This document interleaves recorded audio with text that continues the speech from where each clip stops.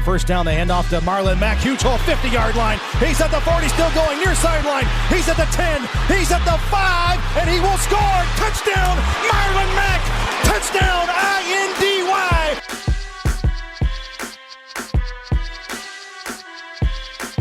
And again, it's picked off. It's Darius Leonard. Leonard with a second INT, and he's streaking down the near sideline. He's at the 40. He's at the 30. He's at the 20. He's going to go. A pick six for the Maniac. Kenny Moore gets to Deshaun Watson. That's a sack for Kenny Moore. Kenny has a pick and now a sack in the game. Horseshoe is back, baby. The horseshoe is back. What's going on, Colts fans? Welcome back to another edition of the Bring the Juice podcast. I am your host, Cody Felger. Joining me, your other co-host, Derek Larger. And we wanted to dedicate this episode to doing more Q&As for you guys. A couple weeks ago, we did some Q&As just around all stuff Indianapolis Colts. We had an overwhelming response. It was truly amazing. Thank you for everybody who sent in your questions. Hopefully we answered them all. We may have missed some, but we wanted to do that again because the NFL draft is very, very close.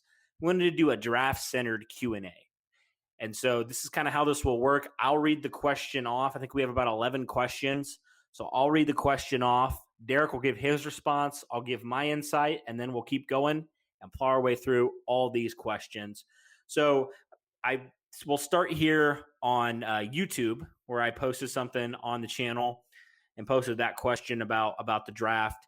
And the first guy we have here is one of our subscribers, Anthony Beverly. He asks, do you think the Colts will focus on offense this year to surround Phillip Rivers with more weapons? I'm assuming he's talking specifically about the draft.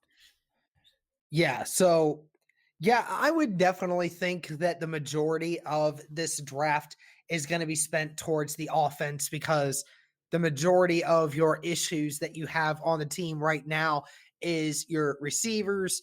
You lack offensive line depth and uncertainty at the running back position when it comes to Marlon Mack's future, and obviously a quarterback situation because, even then, with Phillip Rivers being there, you still need an answer for the future. So it does make total sense to me that the Colts will double down on a couple different positions on the offense versus going defense because, Ballard has spent his last 3 drafts dealing with a lot more defensive players, and that's certainly helping out right now, but it certainly helps to get some more offensive guys this year to help Phillip Rivers progress the way they want him to. Mm-hmm. Yeah, I think specifically for this year, I would say yes. I would echo that. I think the Colts will focus a lot on surrounding Phillip Rivers with more weapons at the wide receiver position and even at the tight end position, getting him a receiving threat tight end more so. Because, you mentioned it last year. You basically went all defense outside of Paris Campbell. And then this year in free agency, you pretty much addressed the entire defense except for Roosevelt Nix and Phillip Rivers. Other than that, you didn't address any of the skill positions at the wide receiver or tight end position or running back. So I would say absolutely yes, the Colts will focus on surrounding Phillip Rivers with more weapons this year in the draft. My next question here from Indy317. Says, just got done listening to 1070 today and really like the idea of Mims/Rieger at 34, then going Chase Claypool at 44. What are your guys' thoughts? Okay, so I need you to remind me of what that was. You said Mims, Rieger at 34, and then Claypool at 44. Claypool at 44. Yep. Yeah, I like all 3 of those guys. I think you could get any of those 3 and they immediately help our offense in different ways. It's just ultimately, which do you prefer? And honestly, I don't see Ballard going with a double down on wide receiver in the second round. I honestly do believe that one of those second round picks Ballard is going to trade away. It might even be the 34th. So that way we can get like maybe 3 second rounders instead of just 2 to get more potential for 2 wide receivers and another offensive position or corner in the second round. But the thoughts of those receivers, I definitely enjoy those. They definitely make sense. All three of them fit the Colts system and what they're trying to do. But I mean, I just don't think they're going to go double dipping and wide receiver in the second round. But I do like all three of those guys. Same. Yeah, I think simply because of how deep this wide receivers class is, you can afford to not double dip in the second round. You could go back, get a guy in the fourth or fifth round who could be a good player, a good starter for you down the road just because of how deep this wide receiver class is.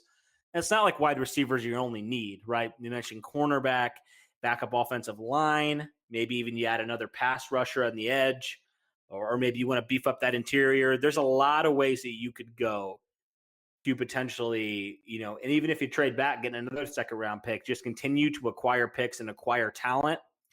I mean, I would not be opposed to it. I could definitely see Ballard doing something like that. But yeah, probably not going to say double down on two receivers, pick 34, pick 44. Probably don't see that happening. But, overall, like you said, I like all of these guys. I like Mims a lot. I like Rieger a lot. I like Chase Claypool for obvious reasons. And then, so I would agree with you there, Derek. Probably not double down, but I definitely like all those wide receivers and what they could bring. Okay, so next one from Marilyn Farrell. She says, I think the Colts with their first second rounder take a receiver, and with their second round pick, take a quarterback because Phillip's only on a 1-year deal. With that being said, should they take someone like Jacob Eason or Jalen Hurts if he slips? Jacob Eason all the way. I am more of a guy that I've now just gone back and looked at Jacob Eason more, and Jacob Eason just fits that mold of what Frank Reich can ultimately develop him into. He's got the arm, he's got the intangibles for sure, and he can move if he has to. 34 at wide receiver certainly helps, and I do think that if Jacob Eason does fall to 44, wouldn't surprise me if Ballard does decide to pull the trigger on Jacob Eason if they think he falls that far. I wouldn't mind that idea. I don't necessarily think they will, but it is always a possibility though.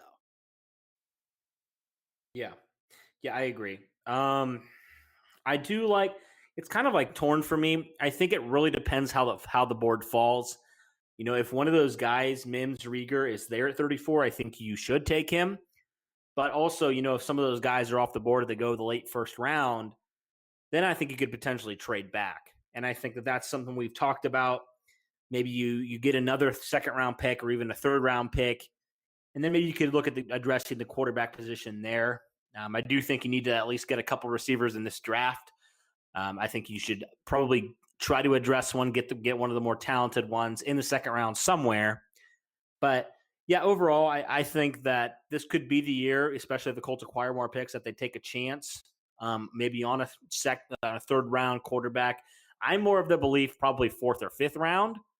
But, if one of those guys slips and the Colts are really in love with one of these quarterbacks, I would not be surprised if they were to take one of those guys, especially Eason. I think he's a guy that you mentioned. He didn't have great college stats, but he's a guy that has those physical tools that you would be looking for and that, elite quarterbacks have in the NFL. And so, yeah, I agree with you there, Derek. All right, next one from Michael Hurst. He says, will the Colts wait until 75 to fill receiver if a top O tackle, offensive tackle, or edge players are available at 34/44? Also, potential trade late picks to move up for picks next year. So he's talking about less overall picks, but banking on guys that they have more confidence in versus trading 34 for another second and maybe an extra third or second next year. So we can start with the first part. What would you say, Derek, if one of those top offensive tackles, we've talked about them, top edge player, somehow slips and falls to 34? Could you see Ballard doing that? Do you think the Colts would wait for a wide receiver in that case? Yes, I totally believe that they would. Chris Ballard, just from his comments that he made earlier this week, that you have to think long term when it comes to these guys that you're drafting. And obviously, if a top tackle that they really like is still available at 34, then that would not surprise me at all if they decided to go with 34 a tackle and then 44-75 decide to address wide receiver. Mhm. Yeah, I'm the same way.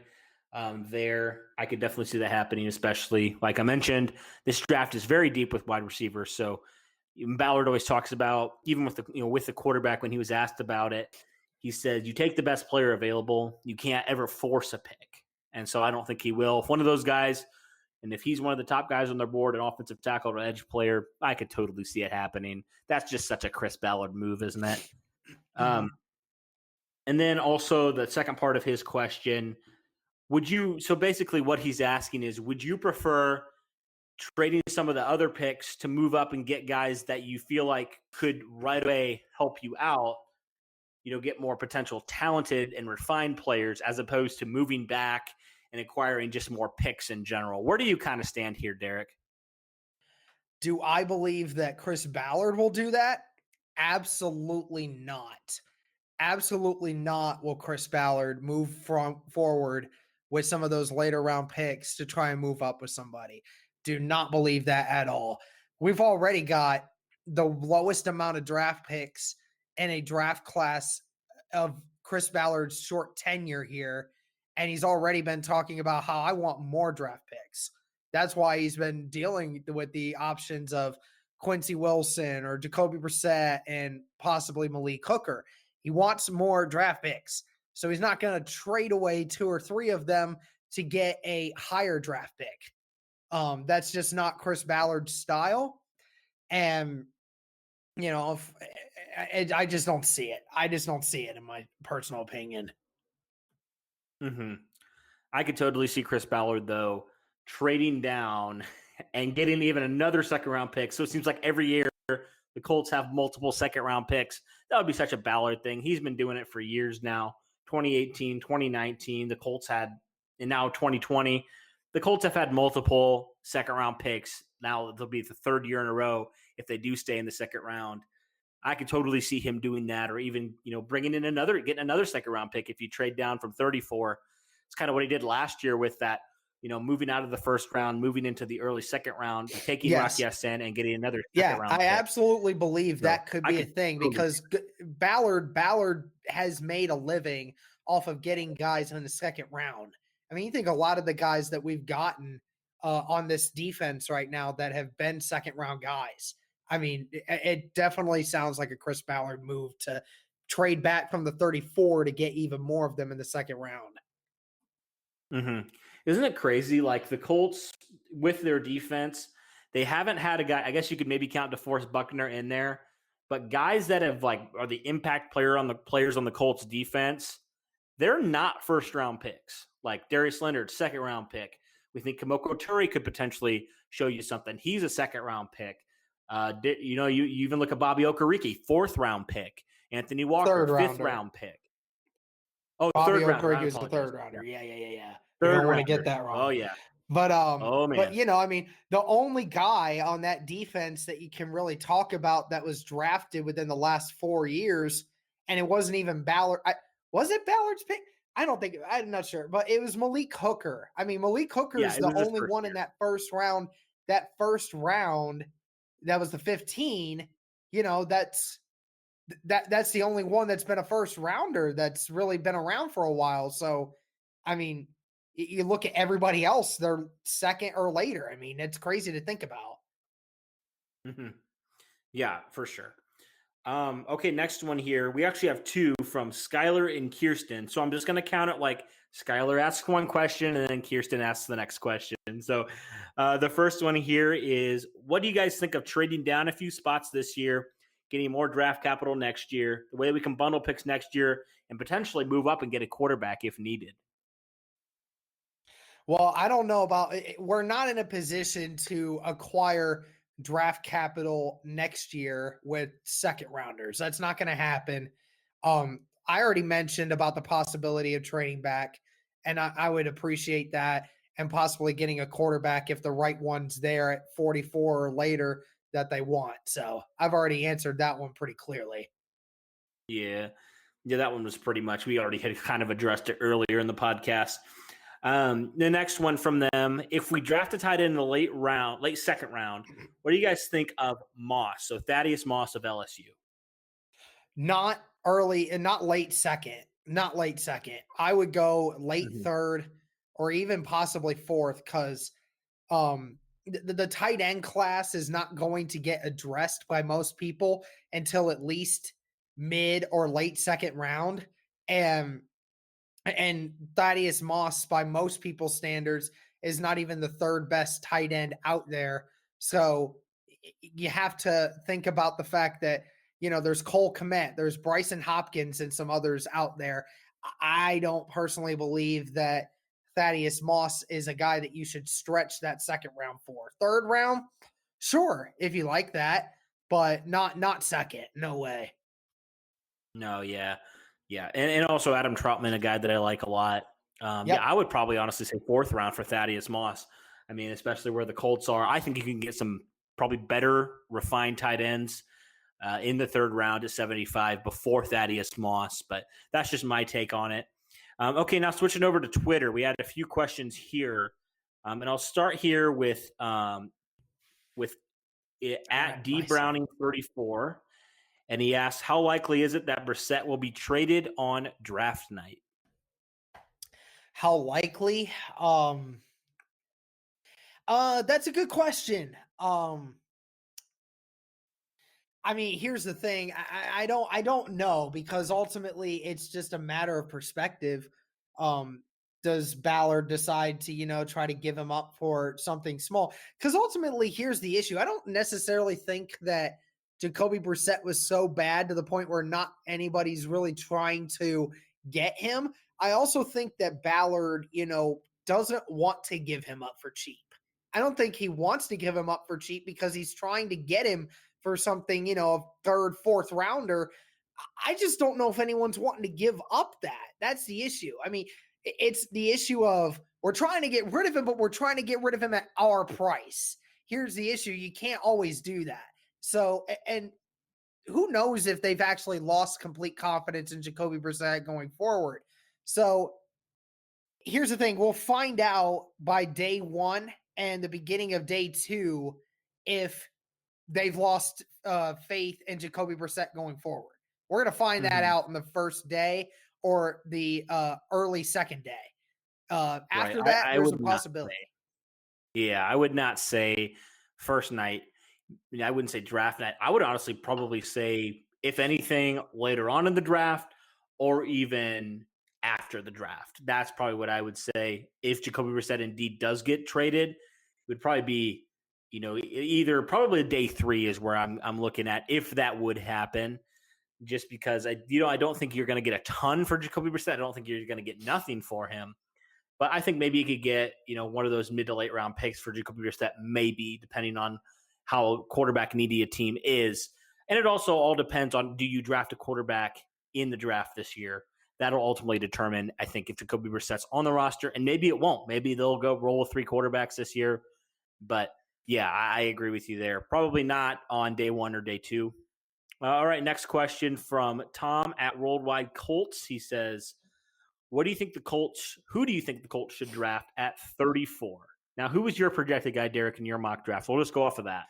The second one that I mentioned was Jalen Reagor from TCU, wide receiver. That was who I had.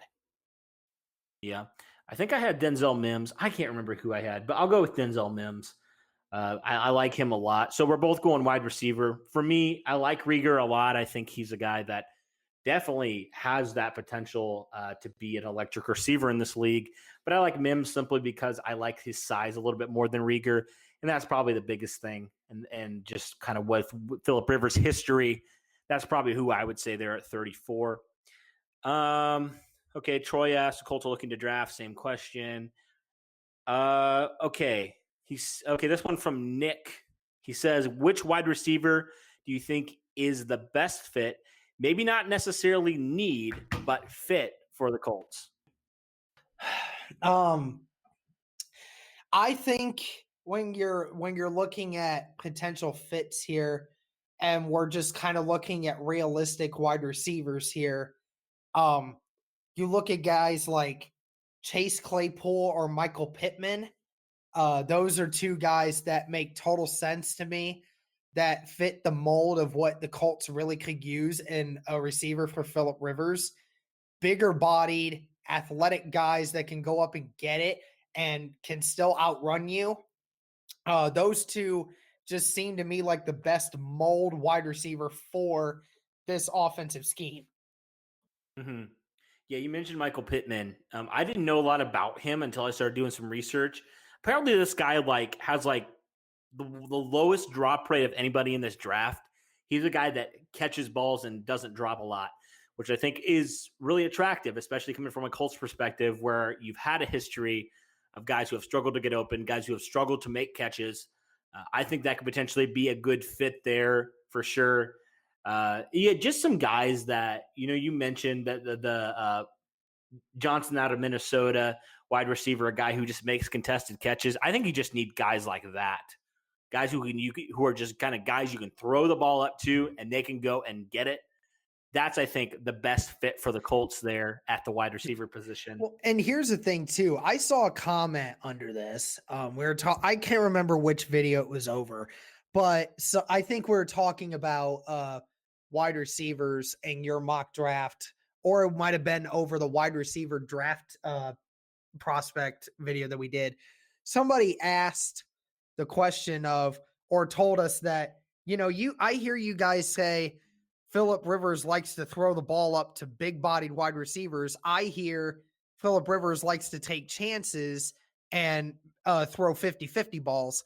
I mean, here's the thing. Yes, that's true, but the majority of balls that you're throwing 40, 50 yards down the field are 50-50 balls. I mean, not every time is a wide receiver going to be open. That's why it's always really nice to have a bigger-bodied wide receiver that, when they're tight coverage like that, they can go up and get it. They have the advantage. I mean, there's nothing wrong with a quarterback saying, "Oh, I got the 6'4", 6'5" wide receiver here versus a 6-foot corner. The guy's got about 6-inch longer arms."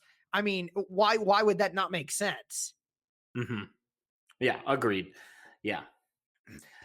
Okay, so our last question here. I wanted to save this one for last because I really like this question a lot. It made me do some research. So shout out to Scott Johnson. He asks, who has been Rivers' offensive coordinator the last few years, and what is the difference between the two offensive schemes? And so I looked at the current offensive coordinator. He's Shane Steichen. He was a guy that was an interim last year because the offensive coordinator, Ken Wisenhunt, he got fired. So looks like he's going to be the offensive coordinator in 2020. But a little bit more on Ken Wisenhunt.